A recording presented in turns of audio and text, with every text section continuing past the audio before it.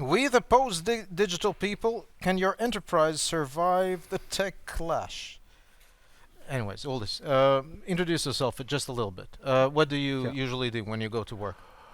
I don't go to work. All right, That's you're our lucky you. that's our new reality. I stand up, I change rooms, I sit down, and I'm at work. All right. That's my life now. That's what we do at Accenture. But what do you do when What you? I do, I work with a computer and try to don't mess up. Let's put it this way. It's hard to define it. People call me Nordex DevOps lead, but it means so many things, and it's somewhat not shady, but it's between different areas, so it's hard to explain that, and that's not what I came to do. That's quite enigmatic, I must say. I mean, and intriguing. I'm going to be looking forward to your presentation. So, I give you 20 minutes. Is that Mhm. okay? And That's then correct. just a couple of questions and answers, and then you're done. All right? Exactly. All right, Uldis, go on.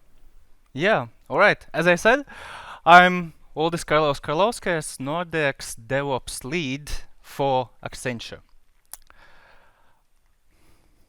So we at Accenture every year come up with a technology vision. Couple years ago, it was about um, the future digital world. Companies all gonna become digital. You know the stuff. Everyone has heard that more or less, I believe. Later on, it was about, well, now we must become digital. The future is here. Everyone's gonna be digital, connected to computer full time a day and whatnot. Now today, we call this year's technology vision we the post-digital people. So the digital is kind of behind us already. We are the new society. We live in digital. Well, I consider myself as IT guy. I kind of know what's going on and what's not. And then someone asks me, "Hey, have you seen this new trend on TikTok?" And I'm like, What? No, no, no. You know, I'm kind of modern. I don't use watches anymore. It's like history, and well, you follow. So new stuff is coming out every day. That's just reality. So what we see right now happening, rather interesting. There are kind of society split in kind of two parts. On one hand, we have people who start talking about digital detoxing. I'm somewhat doing that now and then as well. Some people rejecting technology completely. Some people deleting their Facebook accounts and so on. Well, we see something similar, not similar, but another thing common from governments around the world. The first thing was GDPR, kind of the big move in Europe. Let's start limiting technology companies what they can do in a digital world. Let's start writing rules for them, and so on and so on. So that's what's common kind of on one side. People are saying no to technology. Well, on the other hand, we see quite the opposite happening in numbers around the world. Very simple example, more than half of the people ship, the people is now connected to the internet in one or another way. And the number keeps growing. Every year I've been looking at that, and it keeps growing. And now, as per the survey last year, just a research by other company, it's right now in average 6.4 hours people are connected to the internet. Well, 6.4 kind of maybe not big, maybe yes, maybe not. Think about yourself. I'll think about myself. I wake up, it's most probably something already on the screen. I do a morning run. Yes, may not look like that, just started. But again, it's somewhat connected to the internet. I do the work thing, 8 hours. Well, depends on a day. The evening hours, maybe a movie, maybe something else. I'd say I'm connected to the internet like, I don't know, 16 hours a day. That's our reality. So we call it a tech clash. The old models of society, of our perceptions, of how technology is used for that, they start clashing. We expect that we live in the super nice digital world where everything is connected with everything, where we can't separate anymore the reality from digital. That's kind of the future. That's what we want. And at the same time, we say, nope, no, this data I'm keeping to myself, for example. But then, how can you avoid that, really? How can you when there's all those nice things around there? Right now, I can be talking with 200 friends at the same time on Facebook if I want to. Let's be realistic about that, but kind of I can, in a way, I can. There's companies who are now cooking meat in automated way. Yes, for real. That's nothing. Compare it with brain surgery, where technology actually is helping the surgeon to understand what's going on, where are which points. Well, the thing is microscopic and complex and hard. And more examples. Probably right now I have a iRobot, I call it Rhombus, at home running around cleaning my apartment. And I get notifications about that. And if he's stuck, then I'm like, oh, poor little boy. That's what's going on. But then imagine if we could, let's say, take this technology from brain surgeons and apply it to cutting a bush in a yard, like with very precise technology, and do the same to 5 more bushes.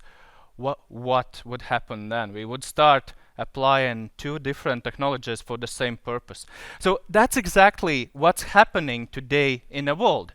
What we see is that companies start joining forces and taking the cool technologies, cool ideas, putting them together for the same purpose, and from their existing values, creating a new value, a new idea, whatever that is.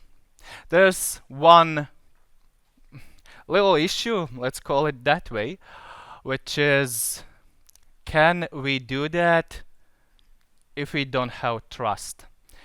What trust, you may ask? Obviously, it's the trust of the customer, of, well, let's say, my trust to Waze. I guess every driver in Latvia is using Waze now.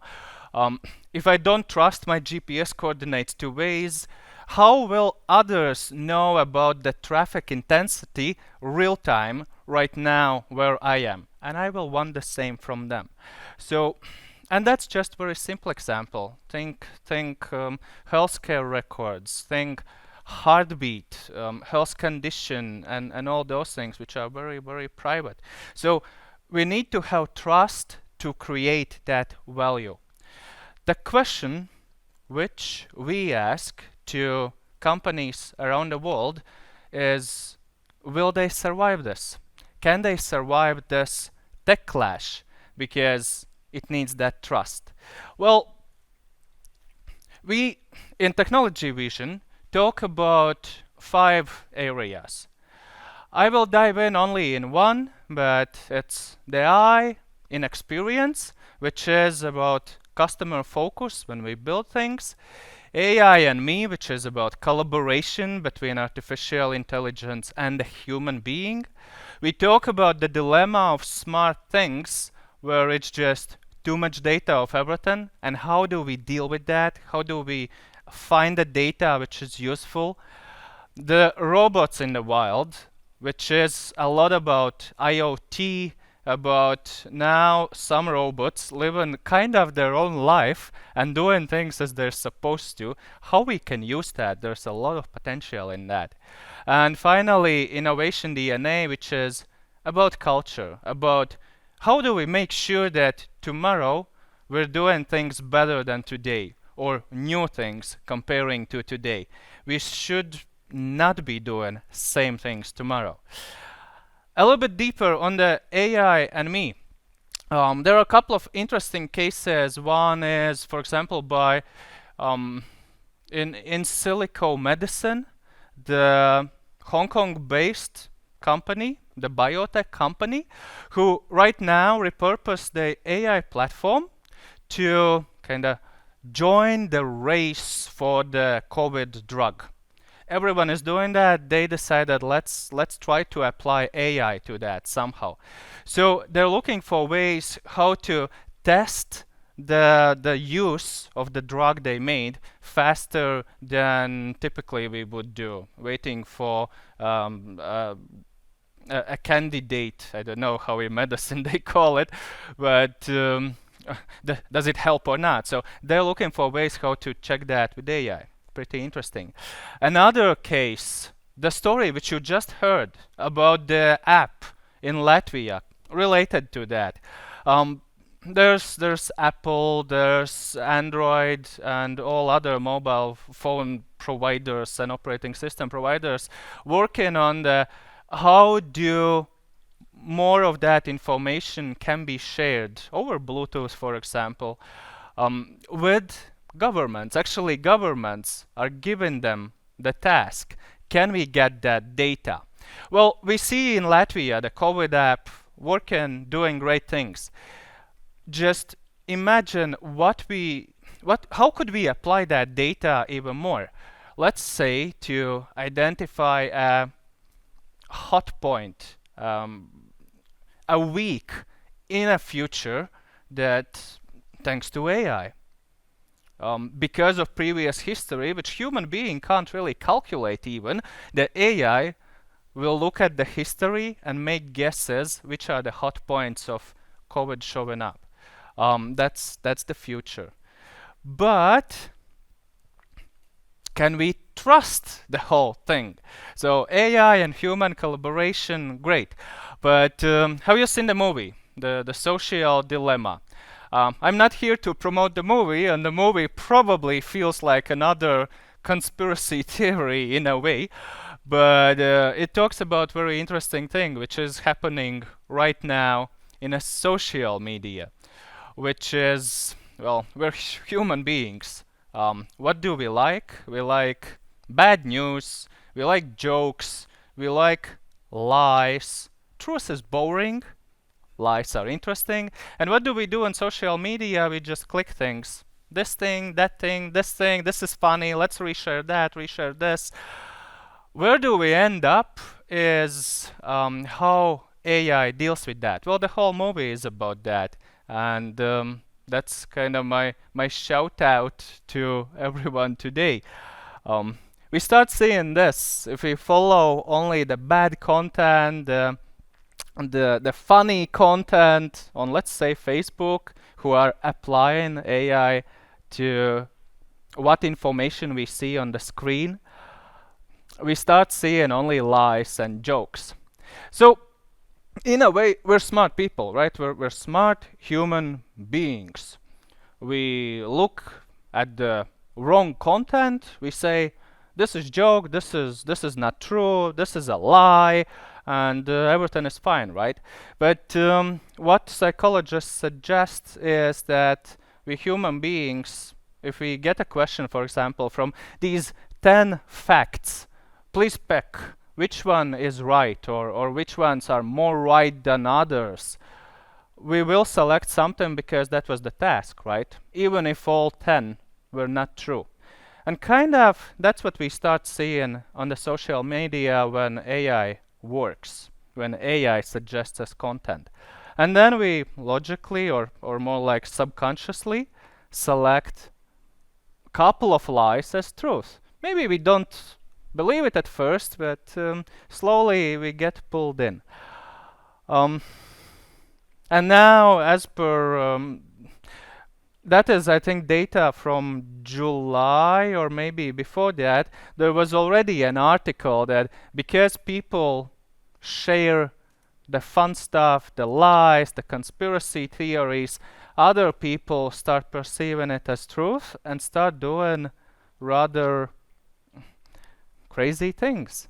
And as per that data, 800 people kind of related to myths about COVID already have lost their lives. So it's not because of COVID, it's because of the reality about this post-digital world where we need to be very careful about what we do. So my call to action to you is stop sharing the wrong content, stop liking it. Maybe, well, that's hard to ask, but stop looking at it. At least that's what I'm doing to make sure that my suggested content by Facebook or YouTube or whatever is the truth, is the reality. And also this way, hopefully, I'm helping not just this AI virus, but also the COVID in a way.